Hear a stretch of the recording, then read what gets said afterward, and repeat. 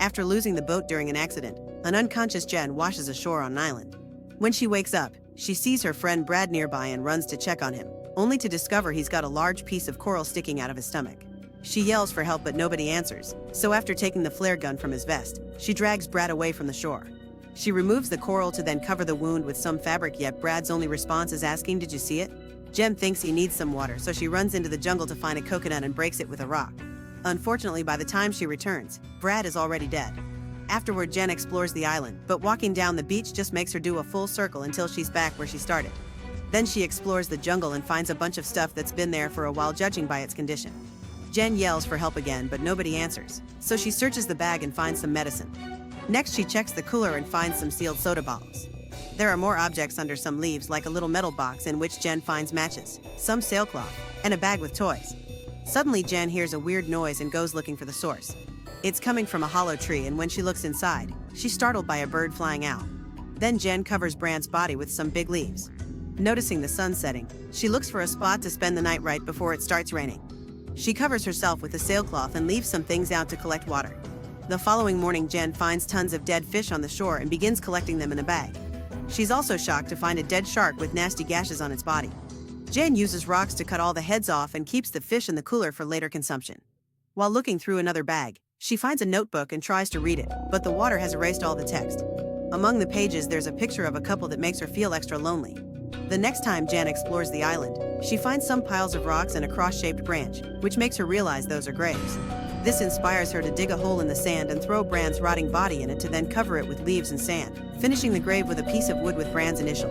That night, Jen hangs the sailcloth, which is gashes that match the shark, and starts a fire with the matches to cook the fish. In the morning, Jen is horrified to discover Brad's body is missing and the grave is full of blood. Realizing there's something dangerous out there, she uses a rock on a branch to make a spear. She also brings a log to use as support so she can spend the evening sitting with her eyes on the jungle. Eventually, Jen falls asleep and is woken up in the middle of the night by a strange noise. However, she can't see anything among the trees and assumes it was the fire. The next day, Jen notices some items floating nearby and gets in the water to retrieve them. Before swimming back, she dives to check if there's anything else, and she's shocked to see a mysterious hole in the ocean's floor. She doesn't dare to go closer and returns to the shore with her new things. Inside a suitcase, she finds a bunch of clothes and changes into something warmer. That night, Jen checks the box again and discovers pictures of the dead owners. Suddenly, she hears a plane fly by, so she immediately runs to the shore to shoot a flare, but unfortunately the plane doesn't see it. As the flare falls into the sea, it reveals the silhouette of a strange tall monster. A terrified Jen hurries back to grab her spear and runs to hide in the jungle. Soon the monster steps on the island and searches among the bushes, but it doesn't see Jen and leaves without attacking. The following morning, Jen notices the monster made a mess out of her camp. When she picks up the old pictures, she discovers the monster's eyes in the background. Desperate to escape, Jen puts Brad's and her life vests inside the suitcase. Then she takes it to the water. She intends to use it as a raft, but the suitcase isn't stable enough to support her weight, and Jen throws it back on the sand with lots of frustration. Before the sun sets, Jen hides inside the hollow tree to sleep safely.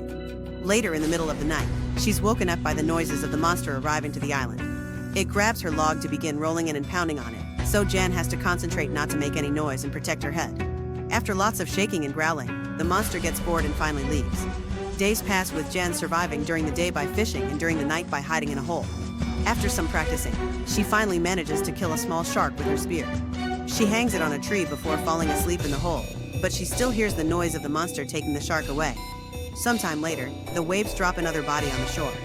When Jen checks on it, she discovers severe face wounds caused by the monster, not to mention it's missing the legs.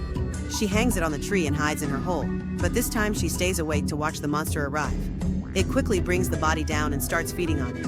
At that moment, Jen hears a plane fly by and gasps, but she can't come out because the monster is walking near her hole. When it fails to find her, it goes back to the ocean, but unfortunately the plane is already gone. The next day, Jen uses the sailcloth, some bells, and rope to make a hammock that she hangs high on the trees. Now she can have a better view of the area from above and stay out of the monster's reach. That night, Jen is comfortable in the hammock when she notices the monster walking among the bushes. Suddenly, it starts pulling at the ropes to bring down the hammock, causing Jen to scream and struggle in the sailcloth until she falls off. She immediately starts running away as the monster chases her, jumping in and out of the water to move faster by swimming. Eventually, it lands in front of her and a terrified Jen stabs it with her spear, only for the beast to throw her on the sand. Then it hits her again and she lands in the water, but before the beast can kill her, a sudden thunderclap scares it away.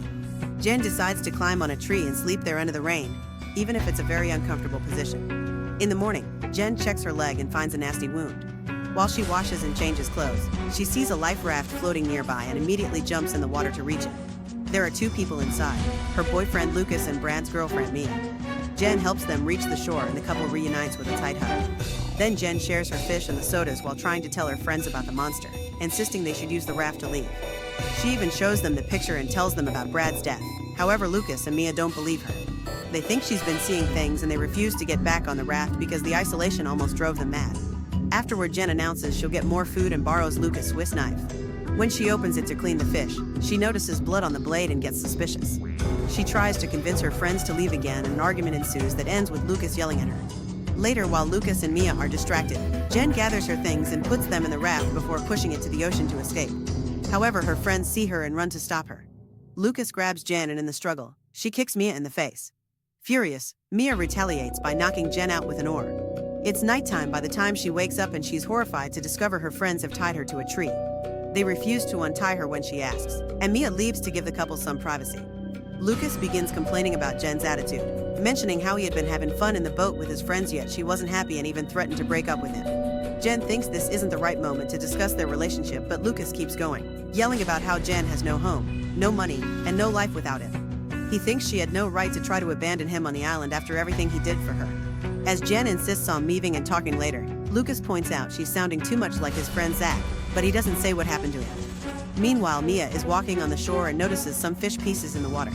Suddenly, Lucas and Jen hear Mia scream, so Lucas grabs a torch and runs to help her. He finds the monster killing Mia and hits it with the torch, only for the beast to push him away. Then it jumps into the sea and takes Mia with it. By the time Jen finally cuts the ropes off, it's too late. There's only blood left in the water. The next morning, Lucas finally agrees to leave in the raft with Jen. They work together to get a bunch of fish and cook them all with a fire made from the last match. This way they can bring provisions to the trip. Afterward, they put all their things in the raft and take off at last. Inside the raft, Jen is surprised to see multiple bloodstains. As Lucas starts to row, he suddenly sees the creature swimming under them. Its claws reach out to attack Lucas, who immediately hides inside the raft and Jen closes it up. However, the monster doesn't get up and starts scratching the bottom of the raft. After a few hits that make the whole structure shake, the monster punches a hole and pokes its head in. Jen immediately kicks it and Lucas starts shooting the flare gun. The first time he misses, but the second flare lands in the beast's mouth. The duo then uses the chance to push it back into the water with a spear. For a second they think they're safe, however the creature reaches through the raft base again and drags Jen underwater, intending to take her to his hole. While she struggles against its hold, Jen remembers Lucas' dagger and uses it to stab the beast, who lets go of her and swims away. At that moment it sees Lucas jumping in the water to rescue Jen and quickly swims towards him, grabbing him at the last second to then drag him into the hole. After yelling in grief, Jen swims back to the shore and notices the fire they supposedly put out still has a little spark left. Jen runs to work on rekindling it until proper flames appear again. Afterward, she grabs the notebook and writes a letter explaining what's happening in case she dies and someone finds her. Jen has a plan in mind which includes making a bunch of spears, gathering wooden leaves, and digging holes in the sand. This causes her to find a skeleton, so she decides to use the bones for her plan as well. When night falls, the monster comes out of the water and starts wandering through the jungle, following the smell of fish. Once the beast reaches the bait, Jen lights a bunch of pyres on fire to trap the monster in the middle. Then she surprises the creature with her spear, stabbing it once before running to hide behind a tree. The monster goes looking for her and Jen waits to have its back on her so she can stab it with a bone, only to quickly be knocked down. She doesn't give up and immediately stabs the monster again, so this time it hits her hard enough to send her flying. Noticing that the beast is bleeding and in pain, Jen decides to keep on fighting. She stabs it over and over again with any piece of bone she can find, sometimes getting hit in the process. The creature pushes Jen down on the sand and she stabs its arm to free herself. Then it grabs her legs and pulls her closer to pick her up by her face, ready to finish her. Jen takes out one last piece of bone and repeatedly stabs the wound she left earlier to force the monster to drop her. It hits her with its claws one more time, however the pain is too much and it can barely move anymore. Jen uses the chance to run back to the beach and grab more spears. Soon the monster catches up to her, but after roaring very loudly it collapses on the sand. Since it's still breathing, Jen stabs it with the spear until it's finally dead for good. Then she takes a piece of its very hard shell and uses it to cut the monster's head off. With the head as proof of what happened, Jen begins making her way to the raft while the jungle burns behind her. Make sure to subscribe and turn on notifications so you can watch more videos like this. Thanks for watching. Aww.